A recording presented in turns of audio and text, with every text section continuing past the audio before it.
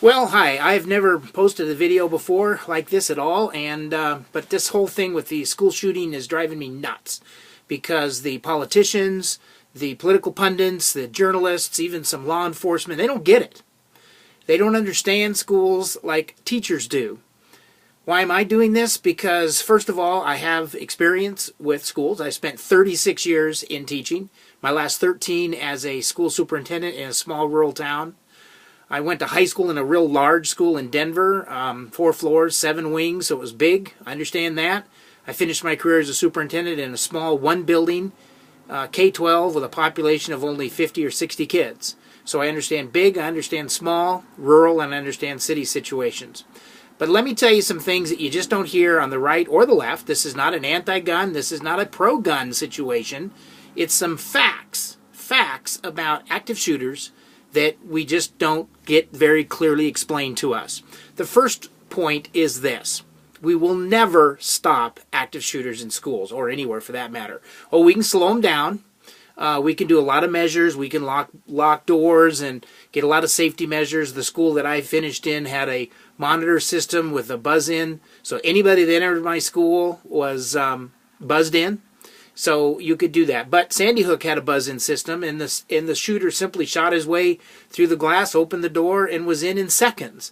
Now, some of the deterrents that we can do, of course, we should be well aware of kids in our building that might have the propensity to cause a shooting or be an active shooter, and we should, and we can do that, and we are aware. We notify people, notify law enforcement if necessary, and everything else. But the point is, we will never stop an active shooter that wants to get into a school and shoot people, whether it's a student or an adult, like in Sandy Hook.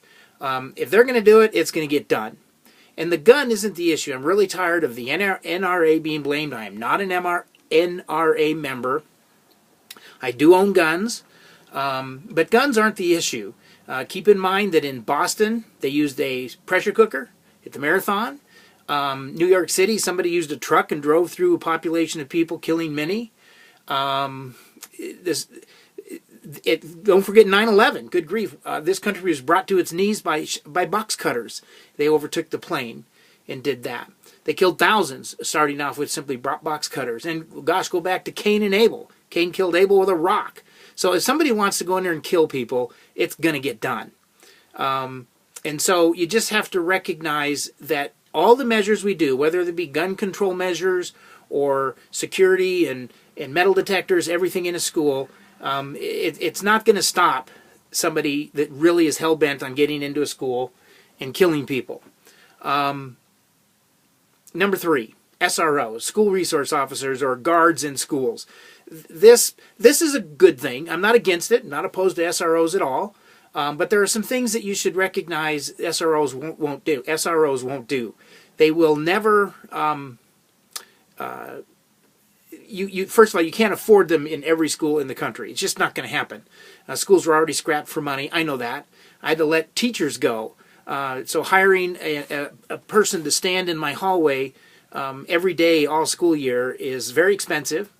And it's going to be prohibitive from many, many areas. And you can't simply get volunteers in every place.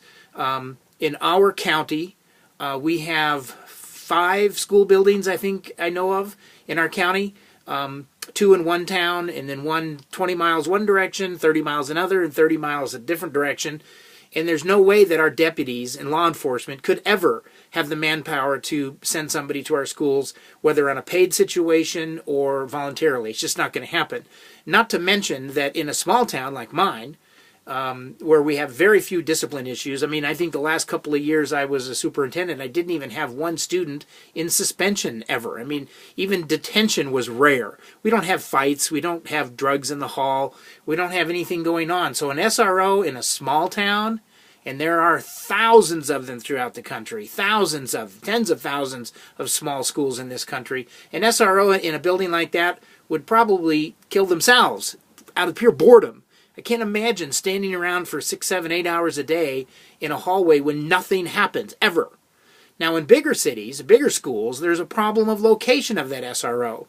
Sure, they might be present, but just like the one in Florida, even though he apparently just stayed outside. But with my high school in Denver that had 7 wings and 4 floors, whereas an SRO could be anywhere, and the shooter could be 2-3 minutes away from them anyway.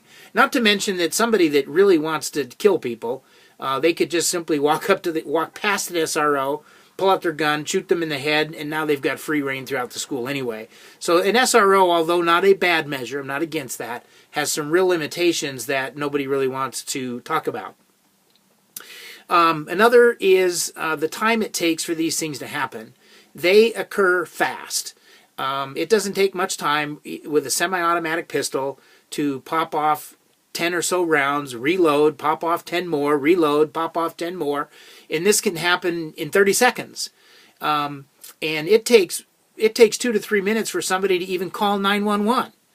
And then it takes law enforcement 2 to 8 minutes to even respond. So you've got a lot of stuff going on long before law enforcement will ever even get there. But here's the biggest point that I think we have to recognize, and I need you to think about this and really listen to this.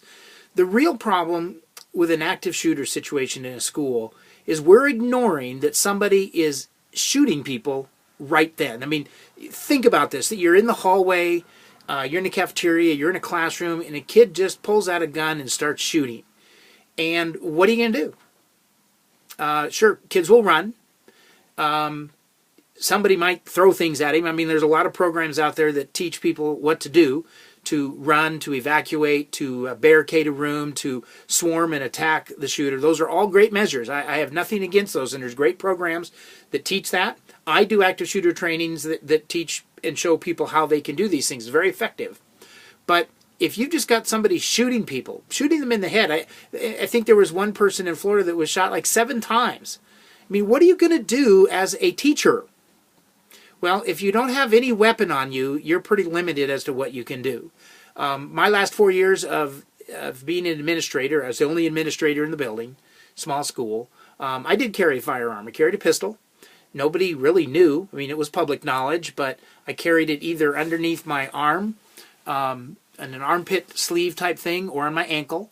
And I would say 9 out of 10 people in the school and the community had no clue that I ever carried this thing. It was, of course, never taken out, never used, didn't play with it, I didn't broadcast it, I didn't brag about it, it was just there. And even though it was public knowledge, a lot of staff didn't even know that I carried a gun every day while I was at school. So I know that President Trump and others are suggesting some teachers be able to arm themselves, and I know that's being a pretty good push. And out of everything I'm saying, you just have to recognize, if you aren't armed, what can you do with a gunman shooting people? Now, I know there's a lot of teachers that would never want to carry a weapon. I fully get that. I don't have any issues against that.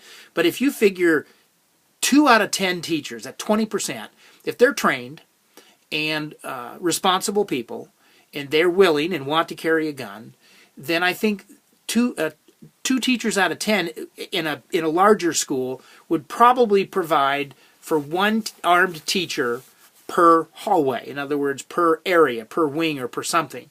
So that if there was a shooter, all of a sudden there's a shooting in the hallway or shooting in a classroom, with 20% of the teachers armed, give or take, that person would be able to respond extremely quickly. Within seconds, they could have somebody confronting this active shooter. And most active shooters, almost all of them, commit suicide when they're confronted by law enforcement, but that can take 5 to 10 minutes, and sometimes longer in some cases. It's very rare for them to just flee the area. I know the Florida one tried to get out, and did, I guess, hoping to come back in another time to do some more shooting. But if you're able to confront them instantly, within seconds, you're saving a ton of lives. Yeah, there's still going to be casualties. Go back to part 1. There will always, you can never stop active shooters. It's not going to happen. But if you've got somebody that can confront and neutralize the situation literally within seconds, and it may be at most a minute, That's far more than law enforcement is capable of doing. That's absolutely nothing against law enforcement. My own sheriffs in my sheriff in my area indicated he's 30 miles away. The sheriff on the other side of the other county is 45 miles away. So if I had an active shooter in our school, the law enforcement is basically there to clean up. It's going to be long over with before anybody gets there to stop these things. And in cities, it still takes minutes for them to get there. So you really need, out of all the arguments that are out there, mental health, being aware of kids that have this propensity, even things like metal detectors. If you want to see the problem with trying to stop this stuff, YouTube the clip dress code and guns, and you'll see a kid. It's a made demo. A kid with jeans and a t-shirt, and he pulls out 13 guns, including a full-length shotgun. If a kid wants in, that's going to happen. And if nobody on the grounds in close proximity has a weapon to neutralize that person, it's going to go on for a long time. So I just had to make some comments here.